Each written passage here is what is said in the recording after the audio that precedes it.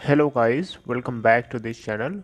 Guys, इस video में हम बात करेंगे जेपी इंफ्रा के बारे में। एक बहुत बड़ी खुशखबरी है जो आप लोगों को मैं देना चाहूँगा इस वीडियो के ज़रिए।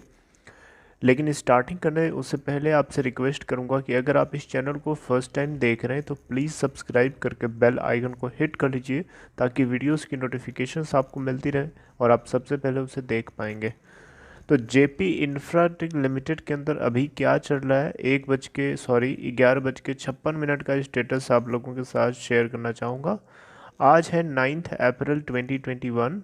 11:56 पे ये 1.60 के ऊपर ट्रेड हो रहा है, जो कि 0.05 रुपये ऊपर है, यानी 5 पैसे ऊपर ट्रेड हो रहा है अपने प्रीवियस क्लोजिंग प्राइस के रिस्पेक्ट में।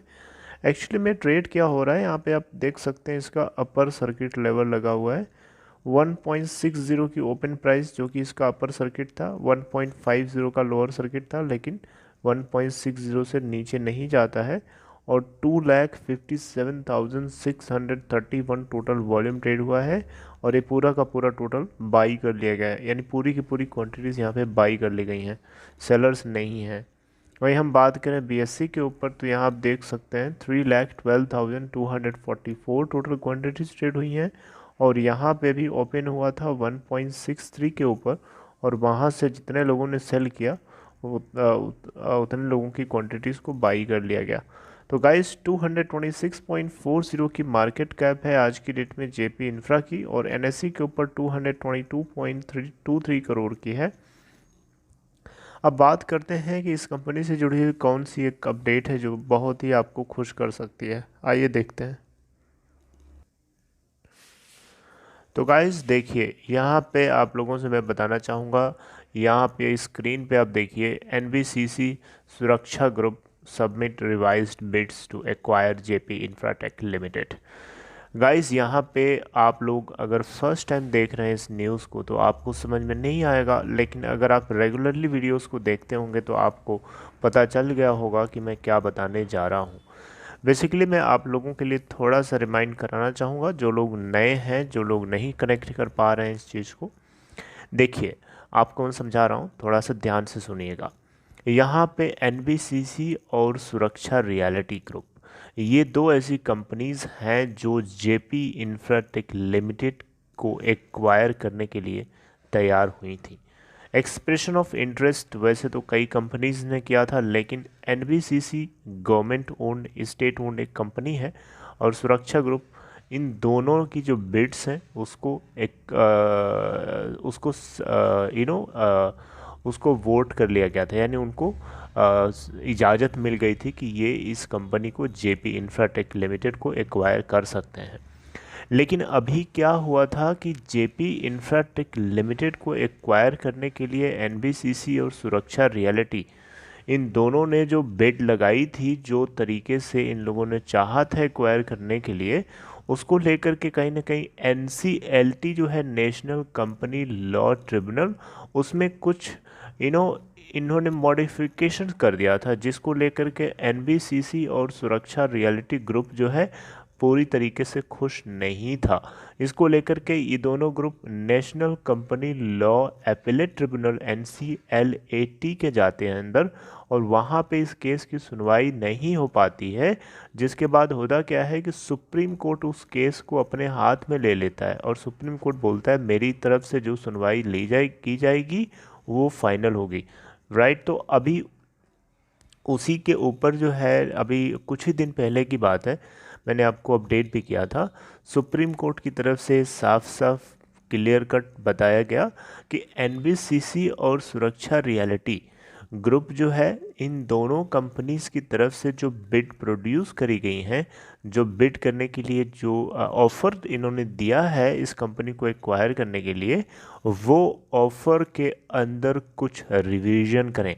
यानी इन दोनों कंपनी से कहा गया कि आप लोग रिवाइज्ड बिड को सबमिट करिए। और एक यहाँ पे अनुज जैन करके एक हैं, इन्होंने ये इंसॉल्वेंसी रिजोल्यूशन प्रोफेशनल के रूप में है, इनको 45 दिनों का टाइम दिया था सुप्रीम कोर्ट ने कि 45 दिनों के भीतर भीतर जो है इस इंसॉल्वेंसी प्रोसेस को इस कंपनी के लिए, जेपी इंफ्राटेक के लिए कंप्लीट करवाइए। और 2 हफ्ते का टाइम दिया था इन दोनों कंपनीज एनबीसीसी और सुरक्षा रियलिटी ग्रुप को अपने रिवाइज्ड बिड को ऑफर करने के लिए, राइट। और इन्होंने साफ साफ कहा था कि कोई भी, सुप्रीम कोर्ट ने साफ साफ कहा था कि कोई भी नया इंटरेस्ट या एक्सप्रेशन ऑफ इंटरेस्ट किसी थर्ड पार्टी से एक्सेप्ट नहीं किया जाएगा। सिर्फ एनबीसीसी और सुरक्षा रियलिटी ग्रुप को इस बात की इजाज़त है। लेकिन इसी को मैंने क्रॉस करते हुए एक आपको अपडेट किया था एक कंटेंट के जरिए। मैं ये बताया था कि क्या गारंटी है कि एनबीसीसी और सुरक्षा रियलिटी ग्रुप इस बिड के अंदर पार्टिसिपेट करें। अगर उनको लगेगा कि सुप्रीम कोर्ट की तरफ से जो चीज़ें बोली गई हैं वो उनके काम की नहीं है, तो वो ये भी कर सकते हैं कि वो इस बिड से अपना मुंह मोड़ सकते हैं, राइट। यानी इससे दूर हो सकते हैं, मना कर देंगे सीधे सीधे। लेकिन इसी को लेकर के जेपी इंफ्राटेक लिमिटेड कंपनी को के लिए रिवाइज्ड बिड प्रोड्यूस करें इन दोनों कंपनीज ने। उससे पहले एनबीसीसी की तरफ से अभी 4 से 5 दिन पहले की बात है, 4 दिन पहले की बात है, इन्होंने एक सुप्रीम कोर्ट से पिटीशन, मतलब एक रिक्वेस्ट करी थी कि ये 1 महीने का टाइम चाहते हैं और उसके टाइम के भीतर भीतर ये एनालिसिस करेंगे कि जेपी इंफ्राटेक लिमिटेड को अभी इस मोमेंट में क्या वैल्यूएशंस हो सकती हैं कंपनी की, क्या चैलेंजेस हो सकते हैं कोरोना वायरस जैसे सर्कमस्टेंसेस को कंसीडर करते हुए, राइट।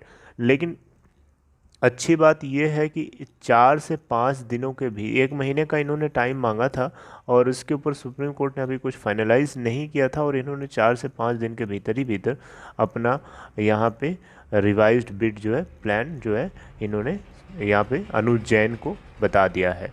यानी अब आपको समझ में आएगा एनबीसीसी और सुरक्षा रियलिटी ये 2 ग्रुप हैं जो जेपी इंफ्राटेक लिमिटेड को एक्वायर करने के लिए रिवाइज्ड बिड जो है, ये रिवाइज्ड ऑफर जो है इस कंपनी के लिए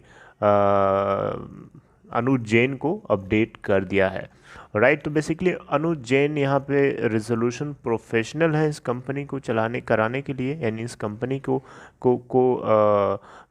रिजॉल्व करवाने के लिए अनुज जैन को रिजोल्यूशन इंसॉल्वेंसी आईआरपी, जिसको इंसॉल्वेंसी रिजोल्यूशन प्रोफेशनल बोलते हैं, के रूप में चूज़ किया गया है, राइट। तो सुप्रीम कोर्ट जो है इस केस के ऊपर जो है अपनी नेक्स्ट जो हियरिंग है सुनवाई करेगा और उसी के आधार पर पता चलेगा कि यहाँ पे जेपी इंफ्राटेक लिमिटेड को इन दोनों ने, एनबीसीसी और सुरक्षा रियलिटी ने जो मॉडिफिकेशंस करके भेजे हैं अनुज जैन जी को, क्या ये वैलिड है, क्या इसके ऊपर आगे की प्रोसेसिंग होनी चाहिए या नहीं होनी चाहिए, राइट। यहाँ आप देख सकते हैं जो अनुज Jain told that NBCC and Suraksha Realty Group have submitted their bids and a meeting of Committee of Creditors is scheduled to be held on April 12।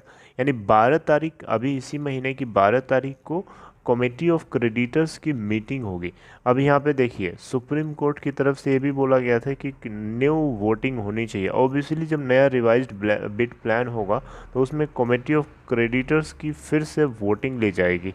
Last time इनको 97.36% वोटिंग मिली थी, इसीलिए इनको बिड के रूप में चूज़ किया गया था इन दोनों कंपनीज़ के लिए, राइट। लेकिन यहाँ पे सीओसी की फिर से मीटिंग होगी कमेटी ऑफ क्रेडिटर्स की, जिसमें आपको बताना चाहूँगा आईडीबीआई बैंक जो है लीड करता है और 12 से 13 बैंक्स और हैं, राइट। तो 12 अप्रैल को इसके ऊपर मीटिंग होगी और हम लोग उसके बारे में मैं आपको बताऊंगा, आप बस कनेक्टेड रहिएगा। खुशी की बात यह है कि यहाँ पे इस जेपी इंफ्राटेक, जो कि मुझे नहीं लग रहा था कि एनबीसीसी और सुरक्षा रियलिटी ग्रुप जो है तैयार होगा रिवाइज्ड बिड को ऑफर करने के लिए, लेकिन हो गया। थैंक गॉड कि इस कंपनी के अंदर जितने स्टेक होल्डर्स हैं उनको थोड़ा सा एक भरोसा आ गया कि चलो कोई तो आ रहा है, क्योंकि जिस हिसाब से सुप्रीम कोर्ट की टर्म्स एंड कंडीशन रखी गई थी, दूसरा कोई होता तो बिल्कुल ही मुंह मोड़ सकता था, राइट। तो 12 अप्रैल के लिए आप दिमाग में रख लीजिएगा, इस दिन जो है सीओसीज़ की मीटिंग है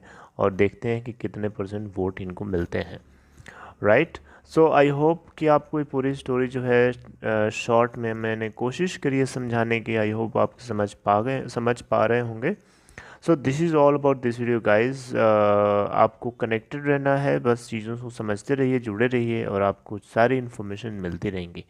राइट। थोड़ी सी तबीयत ख़राब होने की वजह से मैं थोड़ा सा इरेगुलर हो गया।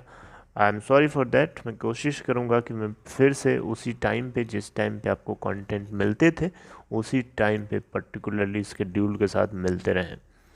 So this is all, guys. Take care of yourself, and lastly, I'd like to request, that is, if you are interested to open Demit account or trading account, there's a link in description box of this video. You can click on that link to open your account in Upstock. All right. So see you next time. Signing off.